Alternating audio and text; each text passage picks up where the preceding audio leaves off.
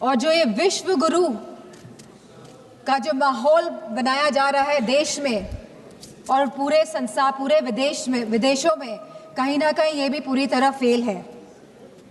क्योंकि ऑपरेशन सिंदूर के तुरंत बाद और सीज़फायर के तुरंत बाद IMF ने $1 बिलियन पाकिस्तान को देने का काम किया है। वहीं वर्ल्ड बैंक ने $108 मिलियन पाकिस्तान को देने का काम किया है। एशियन डेवलपमेंट बैंक्स ने $800 मिलियन देने का काम किया है। I will finish in 2 minutes. वहीं UN सिक्योरिटी काउंसिल में पाकिस्तान को काउंटर टेररिज्म कमेटी का वाइस चेयरमैन बना दिया गया। यह दर्शाता है कि भारत की फॉरेन पॉलिसी पूरी तरह विफल हुई है। और यही नहीं, पहली बार चीफ ऑफ आर्मी पाकिस्तान का अमेरिका के राष्ट्रपति के साथ लंच करने का न्योता मिला और लंच किया। और बात यहीं पे समाप्त नहीं होती है। आज जनरल माइकल कुरेला को प्रेसिडेंट ऑफ पाकिस्तान ने प्रेस्टिजियस निशान-ए-इम्तियाज अवार्ड भी दिया है। तो ये रिश्ता जो पाकिस्तान का और जो अमेरिका का है और इन रिश्तों के बीच में भारत का खड़ा है, सवाल इस बात का है। सवाल ये भी है कि अगर चीफ डिफेंस स्टाफ ने ये बात कही कि हमारे लड़ाकू विमान गिरे हैं, तो लड़ाकू विमान तो गिनती के हैं। आज नहीं तो कल तो पता ही चल जाएगा कि कितने लड़ाकू विमान गिरे। प्लीज मां। तो सरकार को क्या दिक्कत है बताने में? सर 2 मिनट्स कि please 1 minute, please conclude. Only 2 minutes last. 1 minute, 1 minute. कितने लड़ाकू विमान गिरे हैं और ये लड़ाकू विमान जो गिरे हैं ये क्यों गिरे, ये भी सरकार को बताना पड़ेगा। सरकार पूरी तरह से, सरकार का इंटेलिजेंस फेलियर है। सरकार ये बात जानती ही नहीं थी कि जहां हम पाकिस्तान से लड़ रहे हैं वहीं दूसरा देश, हमारा पड़ोसी देश चीन, चाइना पूरी तरह से समर्थन कर रहा था पाकिस्तान का। क्या ये इंटेलिजेंस फेलियर था या ये एक्शनेबल इंटेलिजेंस को इग्नोर किया गया?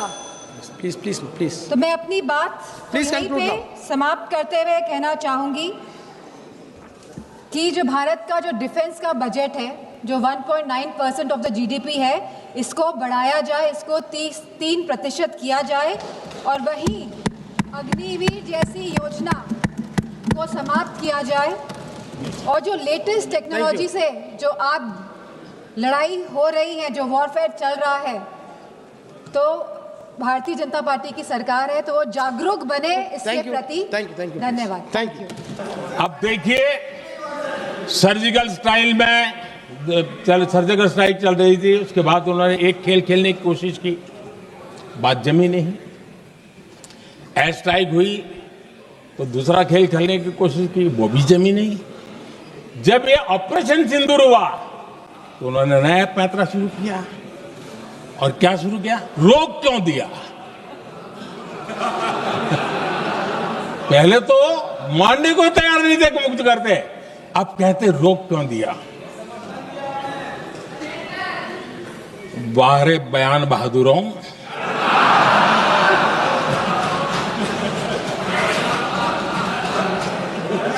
आपको विरोध का कोई न कोई बहाना चाहिए।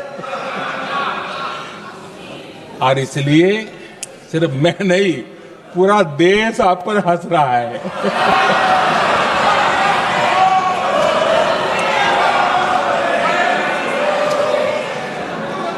आदरणीय अध्यक्ष जी, सेना का विरोध, सेना के प्रति एक पता नहीं नेगेटिविटी, ये कांग्रेस का पुराना रवैया रहा है। देश ने अभी अभी करगिल विजय दिवस मनाया, लेकिन देश पूरी तरह जानता है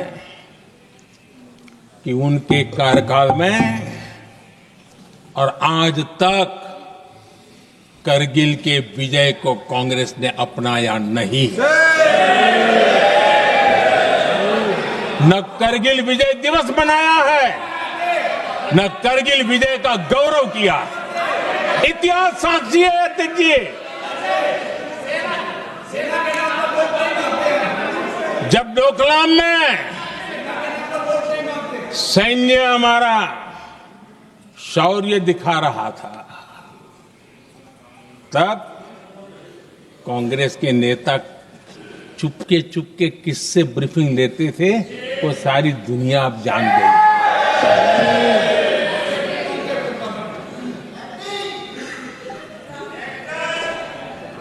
आप निकाल दीजिए पाकिस्तान के सारे बयान और यहां हमारा विरोध करने वाले लोगों के बयान, फुल स्टॉप कॉमा के साथ एक है। क्या कहेंगे इसको? और बुरा लगता है सच बोलते हैं तो। पाकिस्तान के साथ सुर में सुर मिला दिया जाता है। आदरणीय अध्यक्ष जी, देश हैरान है, कांग्रेस ने पाकिस्तान को क्लीन चिट दे दी है।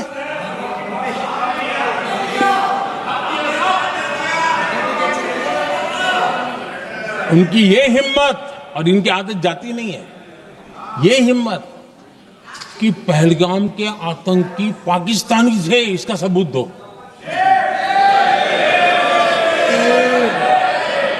क्या कह रहे हो तुम लोग?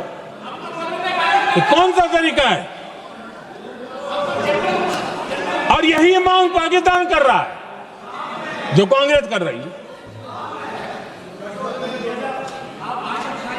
और आदरणीय अध्यक्ष जी, आज जब सबूतों की कोई कमी नहीं है, सब कुछ आंखों के सामने दिखता है, तब ये हालत है। अगर ये सबूत ना होते तो क्या करती है लोग, आप बताइए। आदरणीय अध्यक्ष जी,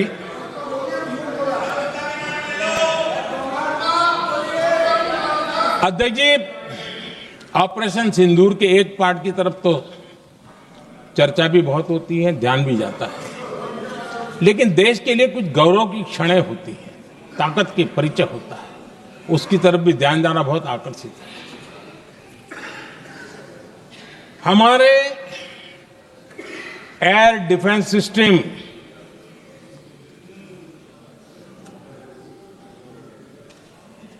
दुनिया में इसकी चर्चा है।